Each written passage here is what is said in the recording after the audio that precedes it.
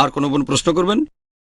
আসসালামু আলাইকুম। ওয়ালাইকুম আসসালাম রহমতুল্লাহ। যদি নিয়ম মানা কোনো মুসলিম মেয়ে একজন নিয়ম মানা মুসলিম ছেলেকে বিয়ে করতে চায়, যদি সেই রকম পাত্র সে খুঁজে না পায় আর বাপ মা তাকে বয়সের কথা বলে তাড়াতাড়ি বিয়ের জন্য চাপ দেয়, এই রকম পরিস্থিতিতে সেই মেয়েটার কি করা উচিত?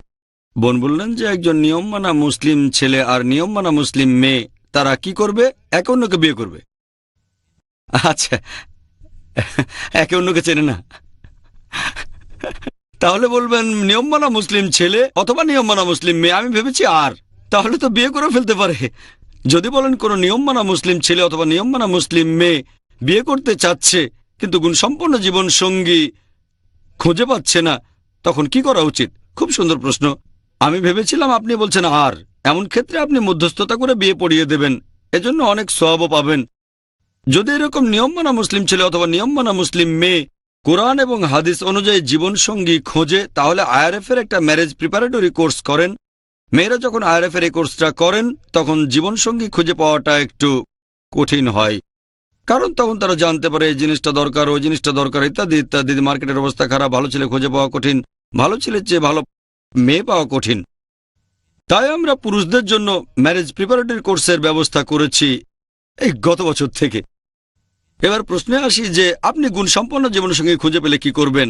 যারা গুণসম্পন্ন আছে তাদেরই পাবেন, তাদের মধ্যেই দেখেন। আপনাকে সিদ্ধান্ত নিতে হবে কতখানি আপোষ করবেন আপনি। এখন আপনি যেমন চাচ্ছেন সেরকম পাত্র হয়তো খুঁজে পান না।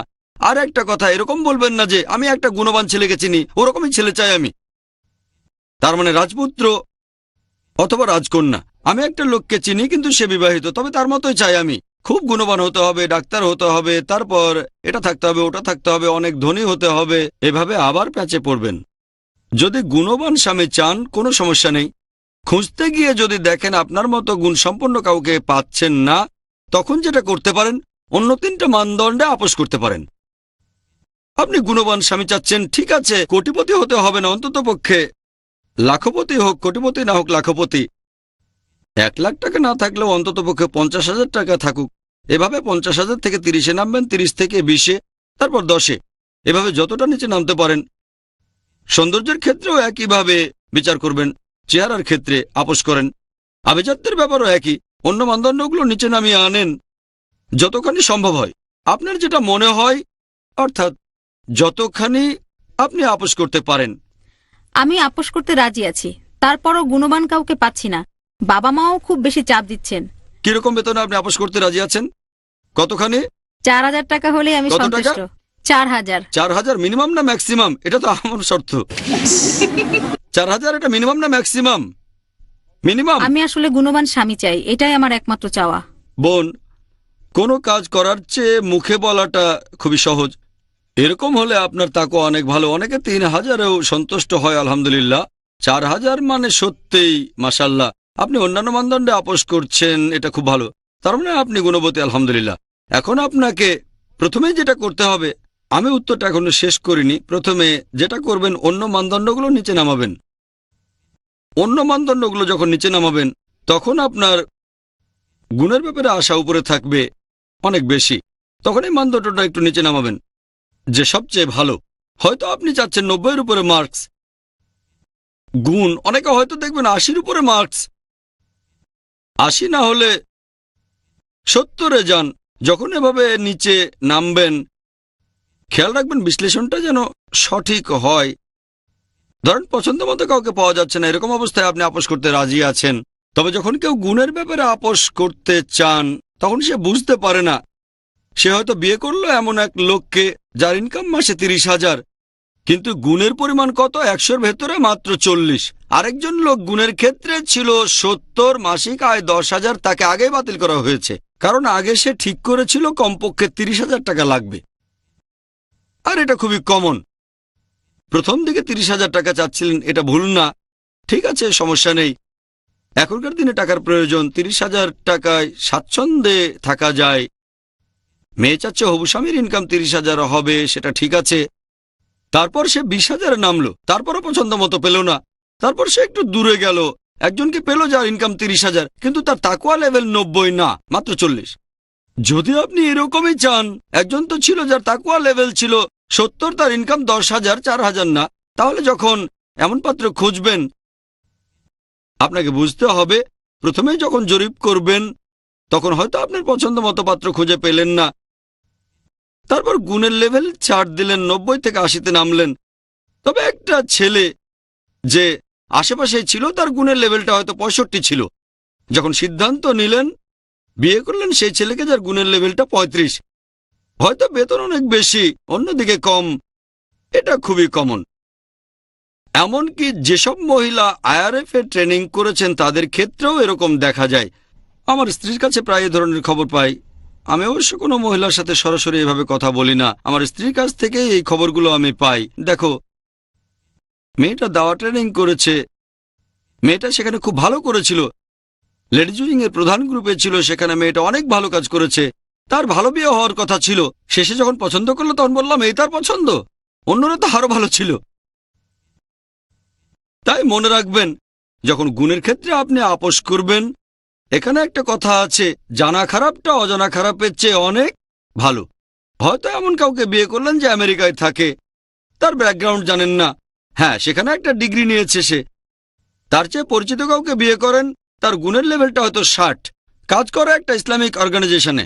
আপনি তাকে বাদ দিয়ে বিয়ে করলেন আমেরিকার ছেলেকে। এটার মানে কি, কেউ দুবাইতে, কেউ আবার ইংল্যান্ডে, তারা কি এই জায়গায় কোনো আপোষ করছে? যদি ইংল্যান্ডে কোনো ধার্মিক পাত্র খুঁজে পান তাহলে আমার সমস্যা নেই। সে হয়তো খুব ভালো দাওয়া দিয়ে বেড়ান, সেই লোক হয়তো পড়াশোনা করেনি, ইংরেজিতে খুব একটা ভালো না, কিন্তু মাসে ইনকাম 30,000। এটা সিকিউরিটি, ইংল্যান্ড আরেকটা সিকিউরিটি। তাহলে এভাবে বিভিন্ন মানদণ্ডে আপোষ করার সময় অনেকে বুঝতে পারে না যে এভাবে তারা আসলে নতুন সমস্যায় পড়ে যাচ্ছে। এই কারণে আল্লাহর পথনির্দেশনা গুরুত্বপূর্ণ। যখন পথনির্দেশনা চাচ্ছে আর যখন সেটা পাচ্ছে যে এই লোকটা যোগ্য, আমি তো 4 বছর ধরে চেষ্টা করছি, এভাবে তাদের মনটা একেবারে তালাবদ্ধ হয়ে যায়। যখন তারা পরিচিত লোকের উপদেশ নেয়, বিভিন্ন পরামর্শ নেয়, আমি আগেও বলেছি, বাবা মাকে বলেন, ঘনিষ্ঠ বন্ধুদের বলেন, যাদের আপনি সম্মান করেন, তারা যখন বলবে এটাই তোমার পছন্দ, এর চেয়ে ভালো আছে, না না এটাই আমার সিদ্ধান্ত, এভাবে মুগ্ধতা চলে আসে। একজন গুণবতী মেয়ের ক্ষেত্রেও, যেহেতু সে একজন গুণবান স্বামী চাচ্ছে, একজনের সাথে দেখা হলো, 2 বার দেখা হওয়ার পর একেবারে কুপকাত কুপকাত, এটাও এক ধরনের মুগ্ধতা। বাবা বলছে বিয়ে করো না, না এখানে বিয়ে করব। গুণবান চাচ্ছেন, কিন্তু এর মধ্যে কি গুণ আছে? এমন কাউকে বিয়ে করছেন যার গুণের লেভেল 40, এখানে উদাহরণ দিচ্ছি, 40 মার্কস, অন্য দিকগুলোতে কিছুই নেই, অন্য মানদণ্ডগুলোর অবস্থাও খারাপ। বাবা বলছে বিয়ে করো না, না বিয়ে করব। এটা আসলে মুগ্ধতা। সেজন্য আপনাকে সাবধান হতে হবে, একেবারে নাছোড়বান্দা হবেন না। অন্য লোকের পরামর্শ নেন, উপদেশ নেন, অভিজ্ঞ লোককে জিজ্ঞেস করেন, বিশেষজ্ঞদের জিজ্ঞেস করেন। প্রথম দিকে তারা জিজ্ঞেস করে, পরবর্তীতে যখন সিদ্ধান্ত নেয় তখন মনে করে তারা বিশেষজ্ঞ। এই ব্যাপারটা এমনকি আইআরএফ এর লেডিজ উইং এও খুব কমন একটা ঘটনা।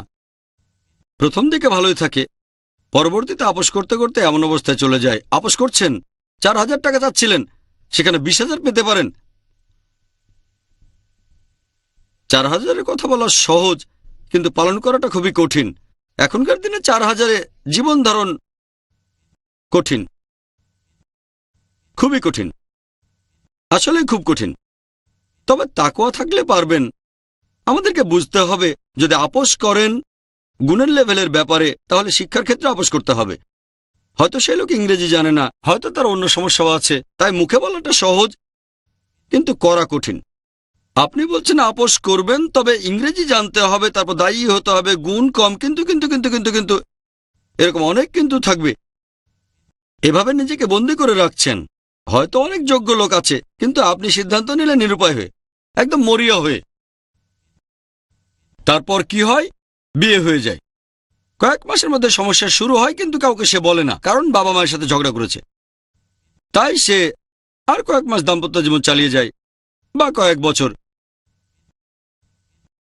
তারপর যখন পরামর্শের জন্য আসে, তখন সে বলে কই কিছুই তো হয়নি, আমি তো কোথাও কোনো সমস্যা দেখছি না। তারপর আবার সমস্যা। তারা কয়েক মাস সমস্যাটা চেপে রাখে, অথবা কয়েক বছর। পরে বুঝতে পারে যে ভুল করেছে, এটা ছিল আসলে মুগ্ধতা। প্রথমে মনে করেছে গুণবান ছেলেকে বিয়ে করেছে, কিন্তু তার গুণের লেভেল অনেক নিচে, অন্য কিছু আরো কম। তাহলে এটা আসলে এক ধরনের মনের বিভ্রম। বিশ্বাস করেন, এটা আসলে মনের বিভ্রম। যখন মরুভূমির মধ্যে একজন লোক পানি খুঁজে পাচ্ছে না, তখন সে চারিদিকেই পানি দেখে। সামনে হয়তো মরুদ্যান, কিন্তু সে অন্যদিকে পানি দেখতে পায়। এই বিভ্রমটা খুবই কমন, অনেকের মধ্যে দেখা যায়। প্রথমে একটা মেয়ে হয়তো ভালো স্বামী খুঁজছে, মেয়েটার ইমান ভালো, অন্য সবকিছু ভালো। সে যখন পাগলের মতো স্বামী খুঁজতে থাকে, হয়তো কাউকে দেখে মুগ্ধ হয়ে যায়, তো ইন্টারনেটে বসলো, নেট সার্ফ করতে লাগলো, তারপর চ্যাট করতে লাগলো, শরিয়া বিরোধী বিভিন্ন কাজ করলো, ইসলামিক লোকজন। তারপর সিদ্ধান্ত নিল, আপনি তো লোকটাকে চেনেন না, তার আত্মীয় স্বজনকে চেনেন না, তার পরিবারের কাউকে চেনেন না, শুধুমাত্র ইন্টারনেটে চ্যাট করে সিদ্ধান্ত নিলেন। তারপর বাবা মা গুরুজনদের মতের বিরুদ্ধে যাচ্ছেন, বন্ধু বান্ধবের মতের বিরুদ্ধে যাচ্ছেন। এভাবে কি হচ্ছে? জীবনটাই ধ্বংস হয়ে যাচ্ছে, আপনার সব চেষ্টা ব্যর্থ হয়ে যাবে। এটা আসলে খুবই কমন ব্যাপার। এটা হলো আসলে কয়েনের আরেকটা পিঠ। তারা বলে, না আমি ইসলামিক, আমার বাবা মা ইসলামিক না। আমি বাবা মার কথার বিরুদ্ধে গেছি, কারণ আগে আমি উত্তরটা দিয়েছি, যদি কোনো লোককে বিয়ে করতে চান যে ইসলামিক, বাবা মা না চাইলেও মতের বিরুদ্ধে যেতে পারেন, সেই উত্তরটাই তারা এখানে ব্যবহার করছে। আর যদি সেই একই লোকের উপদেশ নেয় যে আমরা বিয়ে করতে পারবো কিনা, যদি বলেন না, তাহলে উপদেশ নেয় না। তার মানে আগেই মানুষ স্থির করেছে আমি বিয়ে করবই। যদি ফতোয়া জোগাড় করেন, এমন বিশেষজ্ঞের মতামত নেবেন যে আপনার সাথে একমত, তারপর বলবেন হ্যাঁ এটাই সঠিক ফতোয়া। সিদ্ধান্ত আপনাকে নিতে হবে। আমি বলবো একেবারে শেষ সীমায় চলে যাবেন না, যেখানে হতাশ হতে হয়। এতটাই হতাশ হয়ে যাবেন যে চিন্তা ভাবনা ছাড়া সিদ্ধান্ত নেবেন, আর মনে করবেন যে এই পছন্দই সঠিক। এই ব্যাপারটা খুবই কমন সেই মেয়েদের মধ্যে যারা ইসলামিক, যারা ধার্মিক এবং গুণবতী। সে গুণবতী, কিন্তু আস্তে আস্তে বয়স বেড়ে যাচ্ছে। তাই একটা সিদ্ধান্ত নেন, যদি 5,000 চালে সমস্যা নেই। এটা বলবেন না ম্যাক্সিমাম 5,000 টাকা, বলবেন 4 থেকে 20,000 টাকা মিনিমাম। ম্যাক্সিমাম 4,000 না, মিনিমাম 4,000 টাকা, সমস্যা নেই। আর তারপর ভালো, মুখে বলা খুব সহজ, কিন্তু কাজে করা কঠিন। এটা আপনার মানদণ্ড হলে আপনারা আপনজন, যাদেরকে সম্মান করেন, যাদেরকে ইসলামিক মনে করেন, তাদেরকে এ ব্যাপারে জানান।